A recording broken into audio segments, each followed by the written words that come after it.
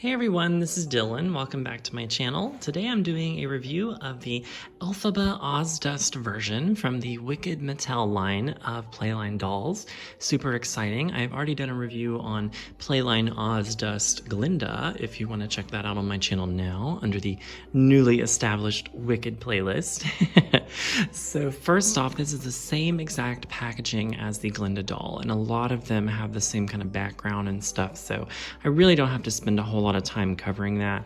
As you can see, Nessa in the background even has a very similar background, so I don't think that's really necessary to cover, but we'll just go over that quickly and then we will do the unboxing. So we have Glinda on one side. It's also very reflective, so I apologize. It says Wicked Elphaba, and down below that is the wizard's magic flying balloon. Elphaba there. There's lots of beautiful motifs, pink and green. It just goes fabulously together, right? So this is the outfit that Elphaba will wear to the Ozdust dance. And of course, those of you who know the plot line of Wicked, the pointed hat here is very important. So I'm excited to put that accessory on her. So the back of the box is a little different because it will have Elphaba here instead of Glinda that we've already looked at.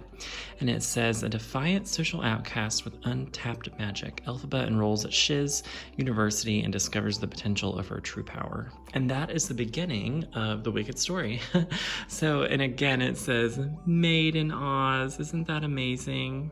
With the little Emerald City there. I just love Wicked. So many beautiful motifs, and then this is all of the Mattel information. So let's get her out of the box.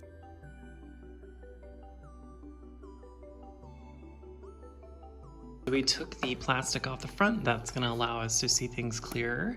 And first and foremost, I love this face sculpt for Cynthia Erivo. I think that looks very wonderful. They all have the same face sculpt, each Elphaba doll, but I do wish that we would have got like a little bit of a variation. Not them all just having that same face paint, but she definitely looks like the actress, and she's very green, which works for me. And looks like we've got some baby hairs up here just for her curly hair. Really love that. And she's got a nice smirk on her face, which Elphaba always is up to something. Very powerful witch. So I think that looks wonderful. And even her eyes are green. It's very nice. Just green everything. Her hair again is very nice and curly, and it looks like braids that are kind of similar to Asha's braids with the Mattel dolls for Asha from Wish, and I really think that works. So the dress is detailed very differently. We've got lots of streaks down her side. There's like some purple here in the middle. She does have a nice little satchel, which is cool to keep some of her spells in maybe. And then her skirt has more of that like twisted kind of motif going on. Nice boots. And we have a really cool looking hat as well. So I'm excited for that. Of course, we have to put the hat on her. So let's just take the hat out real quick. It's molded very nice. Looks like it'll fit on her head. I like the point on that hat too, so we will of course set that to the side. So now let's get her fully deboxed.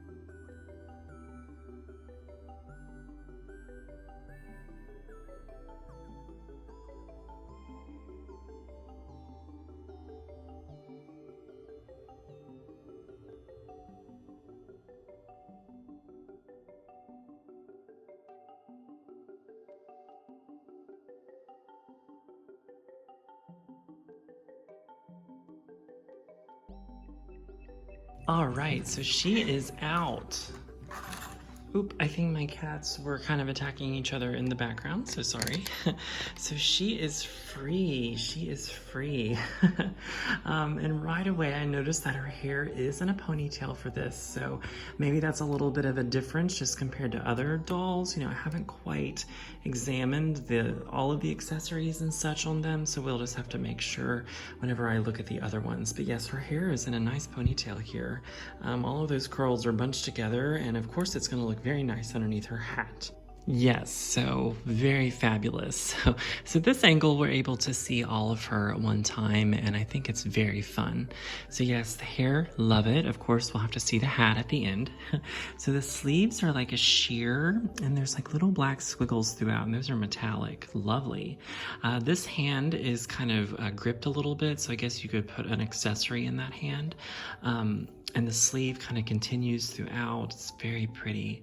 Underneath there is a purple piece, which I'm guessing is a part of the dress itself. I really like the purple, even though, yes, she looks good in all black. And technically this Ozdust dress from the musical was very simple, so I see why they jazzed it up a bit. But a little bit of purple, I think, works very well on Elphaba. So I'm cool with that. So I really love those squiggles. That looks very nice, and definitely a motif here through the stall.